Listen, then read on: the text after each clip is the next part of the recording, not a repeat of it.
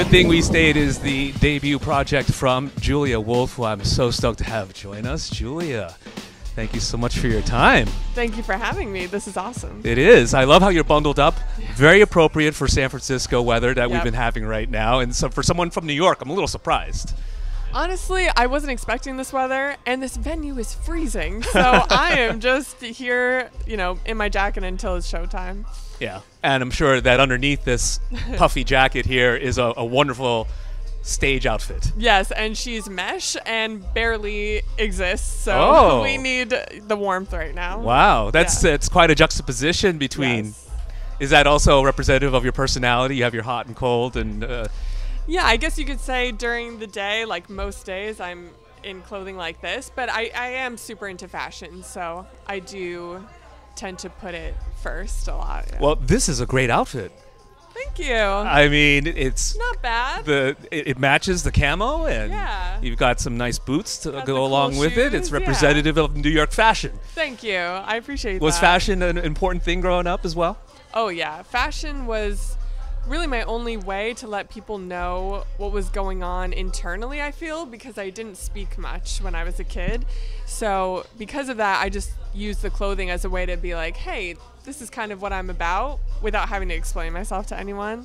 A lot of like black all the time. Oh. A bit on the darker, edgier side, yeah. Were you inspired by the Twilight phase? Oh, you know, that is literally my childhood. Like 8th grade and up, it changed my life.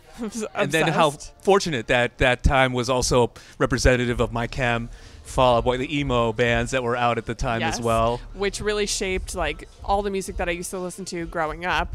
It all started with Avril Lavigne, wearing my ties to school every single day. I heard about that. Your parents were very lenient with you. Mm-hmm. Yeah. And for a family that is of Italian descent, I would think they would be a little more strict when it comes to things like that. I think it's because of how strict their parents were that they tried to be opposite when it came to me and my sister. So we really didn't have many rules, but also my sister and I kind of kept to ourselves mostly, so there wasn't much to like make rules for. Was it because the personalities in your family were just so overwhelming that you didn't have a chance to get a word in? That's true. There's a lot of big personalities, a lot of loud, natural speaking voices, which sometimes I can be like that too. But yeah, growing up, I kind of just laid back and listened to what everyone was saying. It's interesting because people from New York are known as big loud mouths. Hey, what you doing? Get out of the way! I'm obviously embarrassing myself right now because you don't have a New York accent whatsoever. No. I mean, I grew up on Long Island, so I don't have a Long Island accent either. But yeah, it was chill, and I love the city. But there's a lot to observe, lots of people watch, and that's just what I always did. And you grew up with that surrounding, the family being very vocal, I'm sure very outgoing. And did they try to push you in different directions in terms of finding a career? Not so much. I kind of found it on my own, and my family's always been very supportive. It's mostly, my mom introduced me to my love of horror and fashion. Like, my dad's supportive, but my mom kind of started everything, What was the horror that your mom introduced you to? That's very... Yeah. I think it started probably in elementary school with like Tim Burton stuff. Easy. And I just became obsessed. And then I remember, like Courage the Cowardly Dog, things like that were just a bit eerie.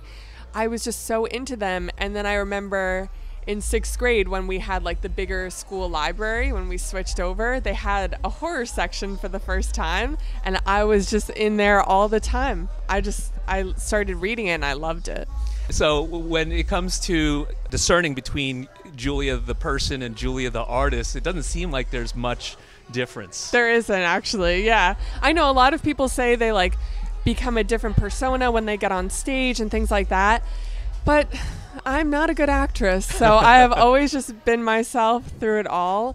And that's why I think the music turns out to be more relatable rather than like more of this fantasy world like some of the more horror artists can do. Now, Avril is an influence, clearly, and I assume that some of those bands that were on those Twilight soundtracks are part of that as well. Yeah. But when it comes to writing lyrics, it's a totally different thing. As a songwriter, who do you look up to? I would say first SZA.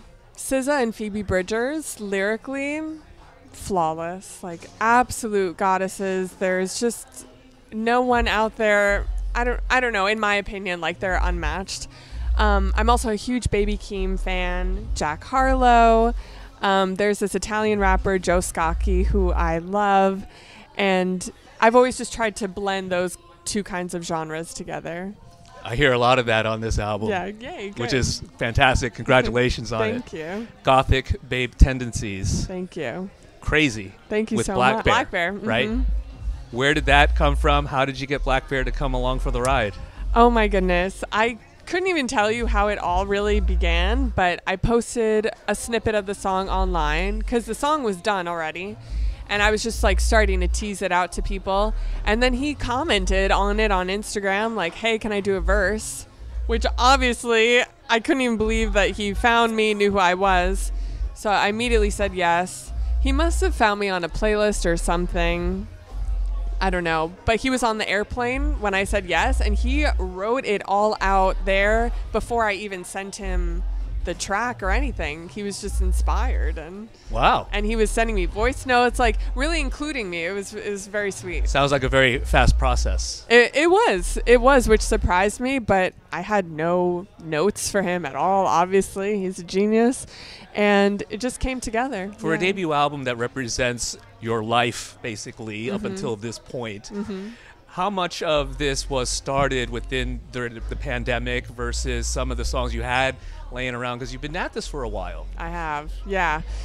I would say pre-pandemic is when I was doing all of my open mic nights and just really on the grind of like being lost, but still trying to put in all the energy that I could into it. And then I met Jackson, my producer and main collaborator.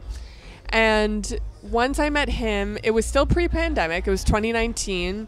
And we started working and putting songs out. But then that March came around. And I don't know, like having that time off from work, because I used to have a day job. I would like sell concert tickets.